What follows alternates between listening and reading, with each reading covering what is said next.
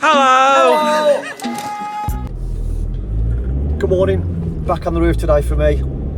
I'm going to join the two roofs together that we did, the porch roof and the truss roof, so to create a valley. So I'll show you how to do that. It's quite a small one, so it might get a bit tight up there filming, so I'll try and get as best of footage as I can. Get myself set up, get straight on with it, see how we get on. Right, first thing we need to do is work out where this roof is going to intersect with this one. What I mean by that is, because this is a pitch this way, different pitch to this one, different degree and everything, that's got to come into it. So all I normally do is get your level, run in, make sure it's as 90 degrees as you can. If you want to measure it, then measure it off where you've cut your timbers off for your fascia. Measure it up so you get your level power, but on this instance I've got a wall to go to. So if I just put it against the wall, sit it on top of my rafters, and then just sort of look at where the level sort of intersects with this roof. And if you can see that there, just at that point there, look, is where, I'll move it a little bit, is where that level touches that like that.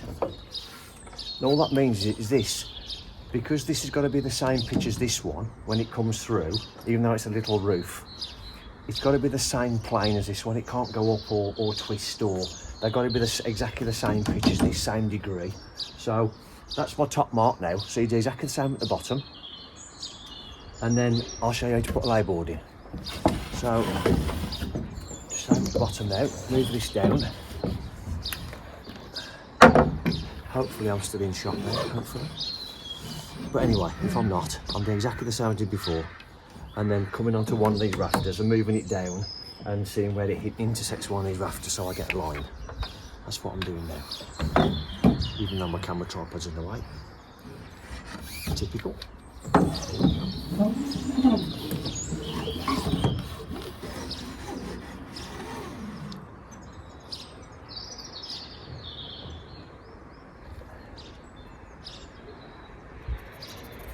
Okay, got two marks on there now.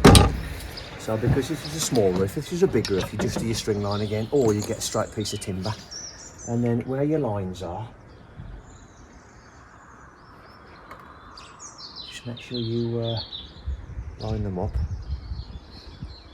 And make sure you do is, if you've done what I've done there and done a big line, make sure you go from the point where your level touch this timber, not here. Because if you do it here, you're going to be too far up your roof. Likewise at the bottom, wherever your levels hit the timber, that's where you pull this line to. I hope that makes sense. It'll make more sense in a minute when I put the valley board in. The valley board is the bit of timber that's going to catch the jack rafters as I put them on. And this is the pitch it's going to be. So you run this all the way down your roof. Now, line your lines up. I need to know where it's going to finish at the bottom, where the gutter end is. So I put it on my marks. Okay, mark my bottom rafter. Just mark that one so I know which one it is. Okay, so I've got a line there now all the way down. And what that's giving me now is, if I run my level across here, it's now, if you look at that, this is the next mark down. If I run that in there now, that is the point where the bottom of the level intersects with that roof. Same with this one, where it comes in like that. That's where the bottom of this level intersects with this roof all the way down. So now I've cut myself a bit of a timber on there, and what that's going to do is, without dropping my level onto the floor, put a bit of timber on there now. And what that's going to do is because I can't cut these, because you've got the rafters, I'm just going to have to show you. But the bottom of these rafters now, I'll cut the one same at the top that way, because I've got to put timber on the wall now as well. Same as this, a plumb cut. But at the bottom, instead of a seat cut, I've got to splay it as well to the angle of this roof, which is why it's called the jack rafter. It's a common rafter is this one. Jack rafter is the one that goes or terminates into a hip or terminates into a valley, because it's got the compound mitre cut on the bottom. Compound mitre cut means it's got two angles on it, not just one. So what I'm going to do is just cut my valley board to length, just be aware that these lines now are just your angles and a rough line of where this is going to sit. What you do actually need to do is, when this sits on your roof, you need, this is my line, remember, sit on my lines there like that. All these lines I know is to give me my angles of this, so that angle there and the bottom angle. But in effect, what you want is when you put your level back onto here, you want this top corner to be the one that touches in the same plane. So again, I've got to cut this first, cut it to length, and then I'll show you. So this has given me now the opportunity now to get my angles for there and there. So whatever angle that is, that I've just drawn there roughly, let's say for argument's sake it's 30 degrees. Then, I don't know if you're aware, but when you're doing things like this, if you're cutting a piece of timber and you're forming a triangle, the total of a triangle is always 180 degrees.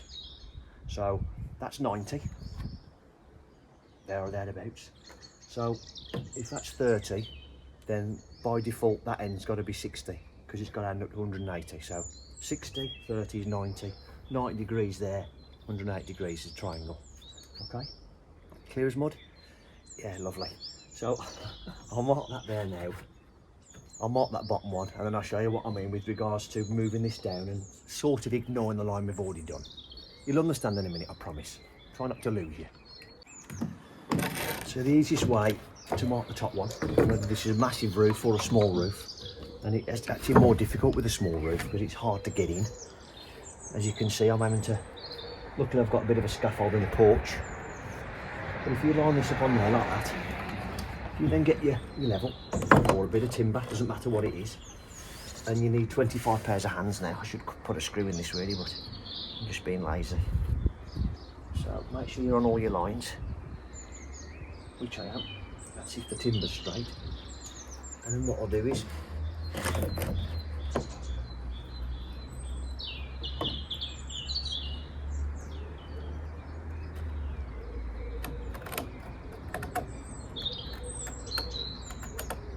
you can make this easier than what I'm making it look. You can, honestly.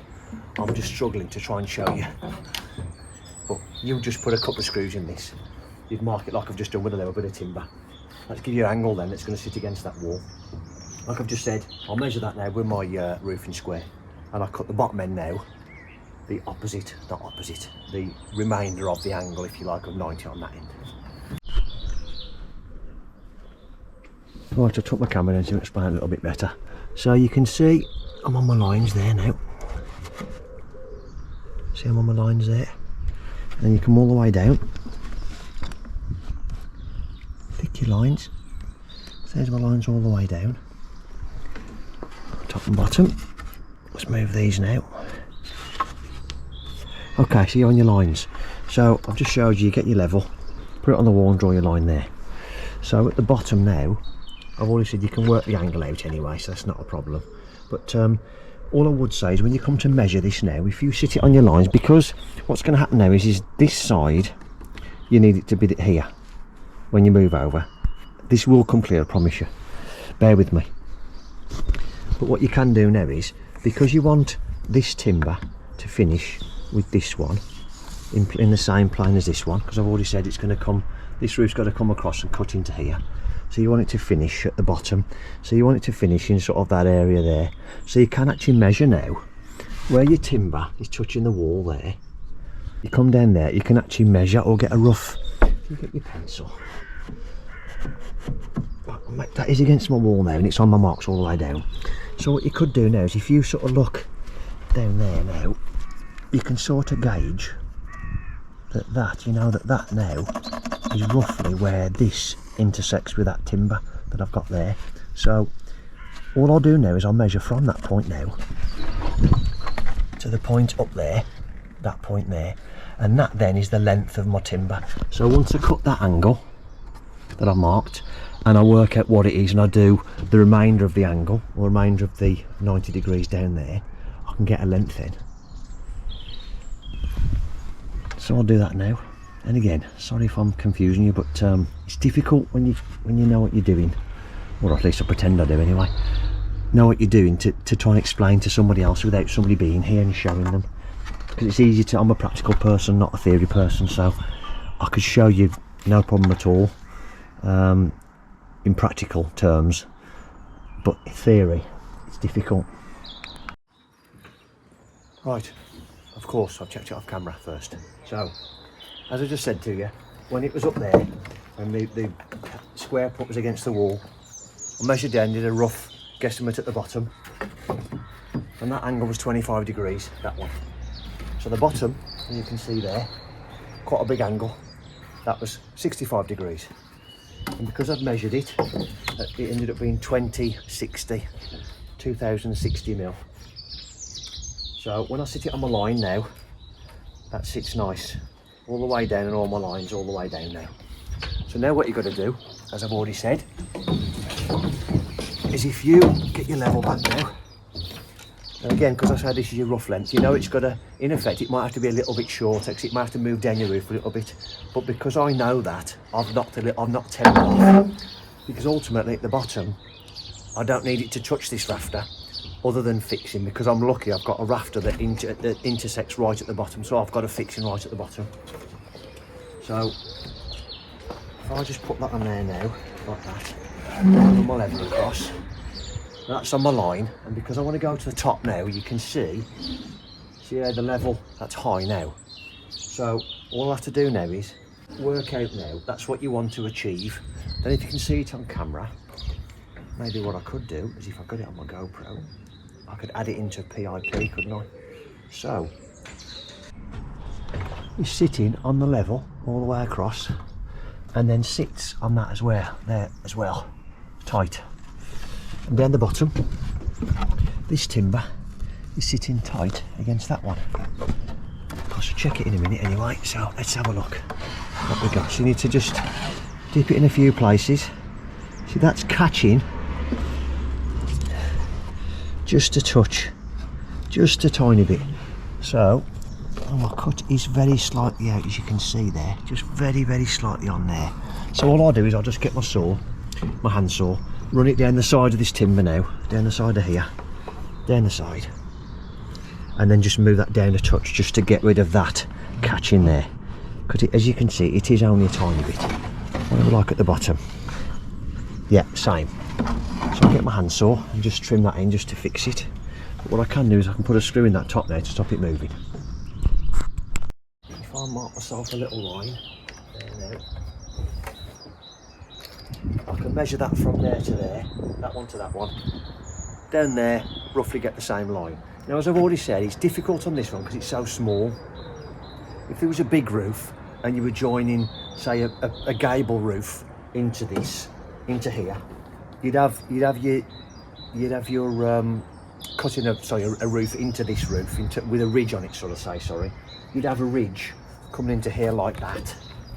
So when you put this valley board on, you could come from this point, this is where your commons come from, and you could come down to the same point at the bottom. It's a lot easier because you can get your angles better.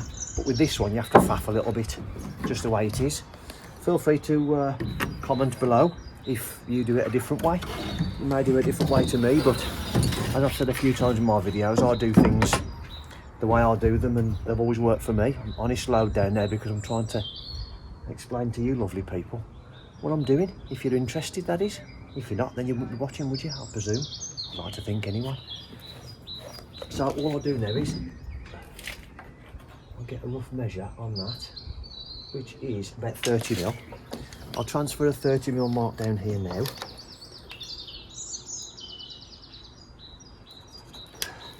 And then what I can do is I can run my tape measure along those two marks I've just done.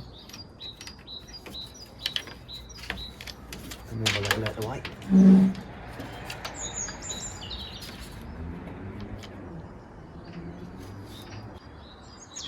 Till it meets the truss at the bottom. And that gives me 78 and 7/8. So I'll just cut that now. Cut this down again, just cut that off. Measuring from that point, from that point now, up to that point, 78 and 7/8.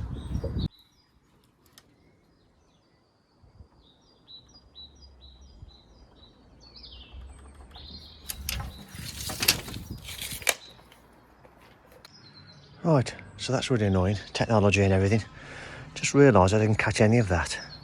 I might have a little bit of GoPro footage, but I didn't catch any of it.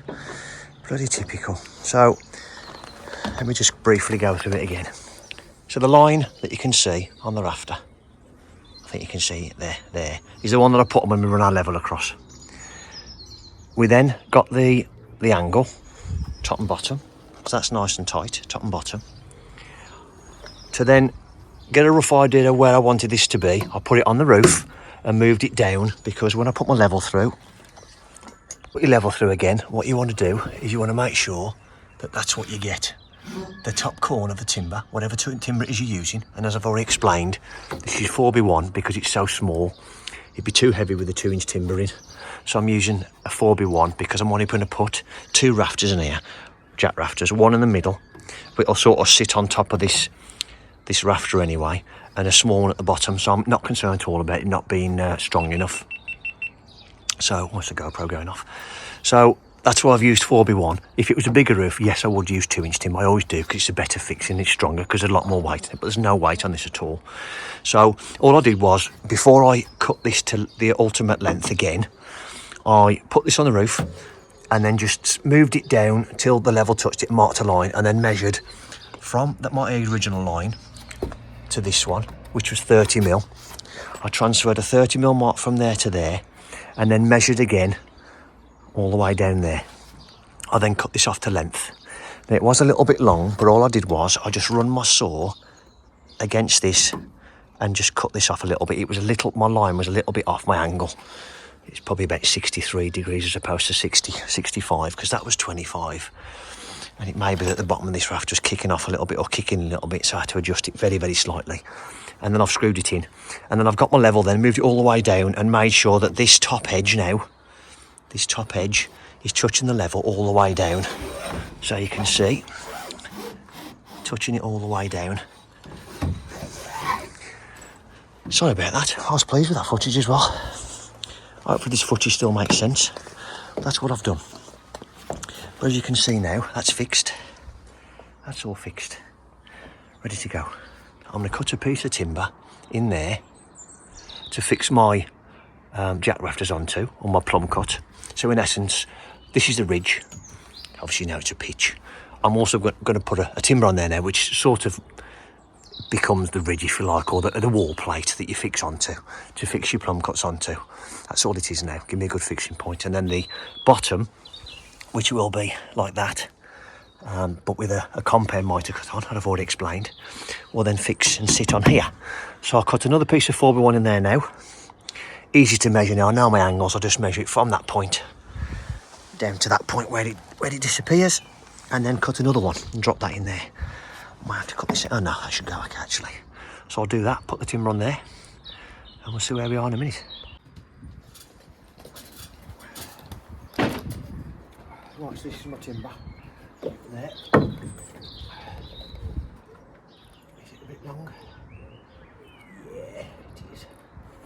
So, it's a bit long because what I want to do is this edge, I want it to sit level with this all the way around, and then this edge sits flush with this one. So I need to make a little bit smaller. Oh, and I think I may have said that's a plumb cut angle. It's not your plumb cut. What I meant when that is you get your plumb cut so you know your angle of your roof, and then when you hang your roof, you set your square, and that is then your seat cut. I think I said plumb cut. I'll check back on the footage, but I think I might have said that is your plumb cut angle. It's not, it's your seat cut angle, because it's the, God, it's hard to describe. Yeah, it is, sorry, it's the seat cut angle, that is, because it's the angle of your roof sitting on this one at that angle. But yeah, difficult. Right, so I need to cut this a little bit more. I'll cut this angle off again. We'll do that again, try that again. Right, so I'll recut this to length now. I have scribed this to there instead. This was a little bit twisted. So, lovely. So what you want now is this edge, this should be in line with this one all the way down, and this edge needs to be in line with this one. And it is still a little bit out of line. But I want to check the level first, so I'm going to make sure it's level. Which it is, it's actually got to go down a toucher. Which I can do by just tapping this truss over a little bit. So that now is perfect. That's level, that's good, so I know this is all good now. So what I'll do now is I'll just mark on in the centre, I think. I'll put one in the centre. Mark that measurement onto here now. Put my other 4x1 in there. Mark a measurement onto there and then get a length of my first jack rafter. And I'll show you how to cut a jack rafter in a minute. Right, so what I've done is I've just fixed this one into the side of the truss and 2 screws down into that. Now, if it was any bigger, I would put concrete fixings in there and whatever else, and I may still do that, but for this instance I've already said, because it's so lightweight, I probably won't bother. I probably will bother, knowing me, but there we go. So another piece of 4x1 now, put that into there.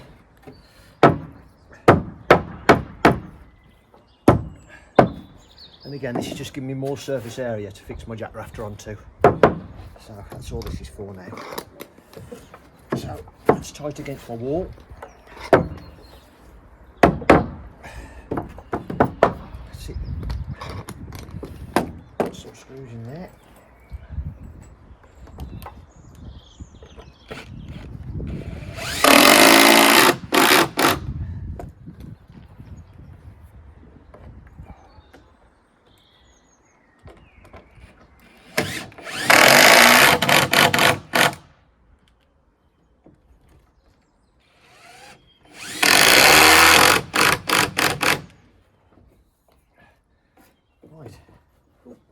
Run out of screws, I get another couple of screws, drop another couple of screws in there, even though it's not old nothing. That is solid now. So what I'll do now is, what's that measurement there? That is 660. So if I just go 330 minus thickness of timber, so if I go 310 about there, which is, if I just change that to 345, so I can measurement on that. 345. The rafters go in there. And then I want, again keeping square to your roof, to this point now. Because I measured to this side of a rafter, because I want to measure to my longest point of the jack rafter. That'll come clear in a minute. But the jack rafter is in effect going to come down. Then if you can see this drawing, I'll check. And come down like that. It's going to be a cut, and it's going to sit there like that, on there, like that. Then if you can see that drawing, I'll have a look at me. So come 90 degrees, and where that you want 345 from there, just measured from there, 345 to the right hand side of my jack rafter. So come off the same place again. Move your tape measure down till you get 345 on this top edge. 90 degrees to your truss roof. 345, 90 degrees, that is there. So put your cross so you don't measure it wrong. And then what I want to do then, I want to measure to get a length. So from there to this point on here where it meets from the top.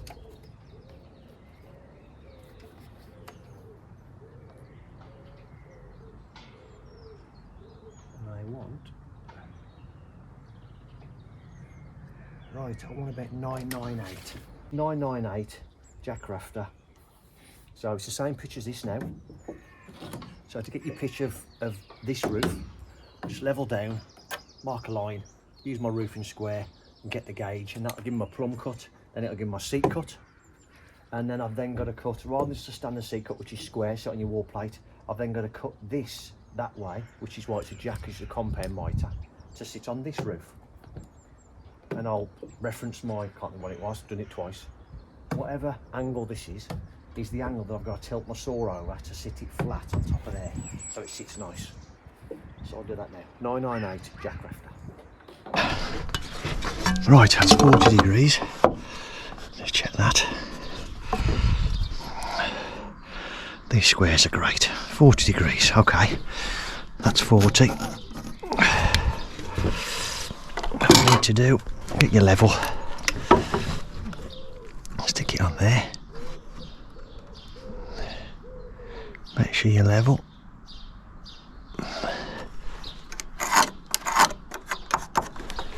So I put 2 lines on there. Then change the square again using your right edge because it says top edge here. Put a bit of tension on that.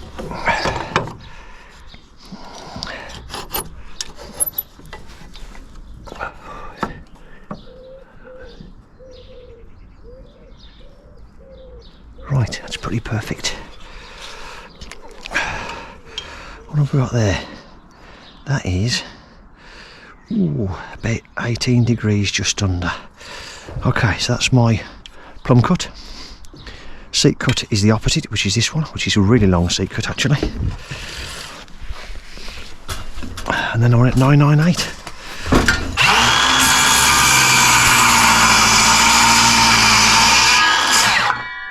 I put brand new blades in them all as well. I've tried these Sabre cut. They're not an expensive blade, but I thought I'd try them because I've been smashing blades just like nails and whatever, so I thought I'd try them. I think I'd rather have a couple of cheap blades that perform okay, rather than keep smashing like Freud, whatever they're called, fraud blades that I keep doing. But we have been using Saxton blades for quite a while now, and Saxton blades are really, really good. I do like them. Oh, that's just typically drop on that knot there. No. Move that down, don't like that. In fact, I cut that knot out as well.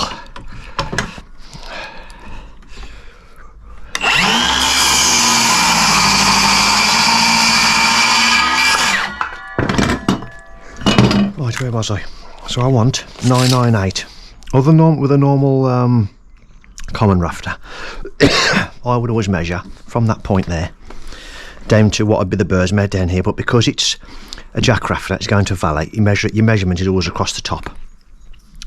So I want 998, which is there. Not a roofing square. You got that one there, is your use top edge for setting, which is exactly what I've just done. That is my plumb cut. Which what it does then is then you use this edge for your seat cut. So if I turn this round so you can see, that's your plumb cut I've just done. It says mark plumb cut. This is seat cut. So all you do now is turn your square like that. You may need to turn it around a couple of times like that.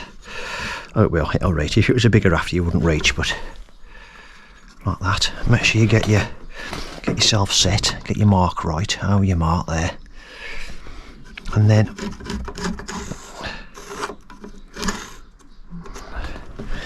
you may just have to extend your line a little bit. Just turn your square around, get on your line again, and extend your line. Large seat cut, which is why I put the double 4v1 on, to make sure I try and support as much of this as I can. Not too chuffed about that knot, but I don't want to waste a timber. For C24 timber, that's pretty bad. You're not going to get that many knots in C24. So, to make sure you get this the right way, you can do something as simple as this. Stand in the orientation where you want to be. This is where I'm sort of stood here now. I imagine that's up against that wall now, and I'm looking at this, and I know my slope on my roof is like this now, because you want this mark here to be a longest point. This one, because it's got to sit over like that. So therefore, this side of your timber has got to be a longest point on your cut. I'll explain that to you now. So it's easy to get this wrong. I've done it a few times myself where you cut it the wrong way. Now we know that the pitch we're going on to is 40 degrees. We know that this is the seat cut and the plumb cut now. So if I set this to 40 degrees on there, and I'd suggest if you haven't got one, just get one of these, because you can't get this one anymore, which is really such a shame. I've tried a different one. This is Stanley. You can get a 6-inch version, but not a 12-inch. Anyway, I got a day guard. I think it was day guard, and it just wasn't as good. Anyway, back on track. So get your mark again, look, and you want your 40 degrees off there like that, because as I said, you want your longest point as you come down the roof has got to be here, because this is sitting this way. See that? You can just see the line sort of sits like that, longest point there. And all you do then is you just transfer that mark across there, and then, which is good when you can set yourself a bevel up. You got your 40 degrees there now. And all I'll do now is I'll set my saw at 40 degrees, tilted over. So, as you can see now, you got that, you got your line there, both sides, that's your 40 degrees. I'll now flip my saw over now, and it should in effect, we're at 40 degrees, follow that on that line. So, I've set that to 40 degrees. So because I'm cutting this way, I'll make sure you set your saw the right way. If it was the opposite way, you'd have to turn your saw over and come from this way, because I want my angle to sit like that. There's my blade, sit like that. I'll explain myself well, I hope I am. Right, there we are, pick me. Work obviously on your 45 degree scale now, within that line now. And then find your point.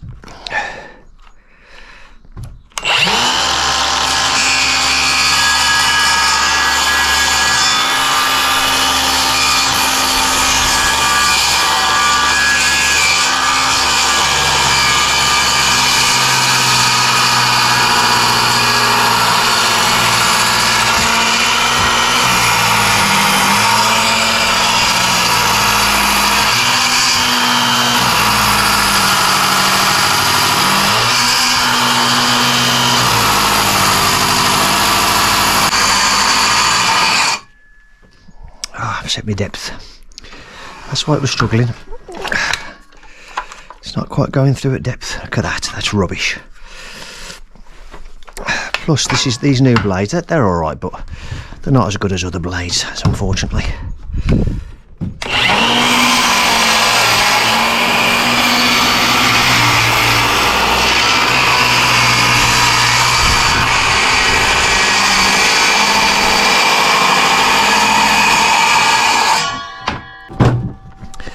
So if you were doing the other way, you'd do that on the other side now. That'd give you a cut. That's that way. As you can see now, like that, unfortunately. There we go, knot's come off. And then this one would be the opposite way, if you got the other side of the roof to do. But on this instance, I'm only doing one side, so don't need to do that. Let's go and see if it fits.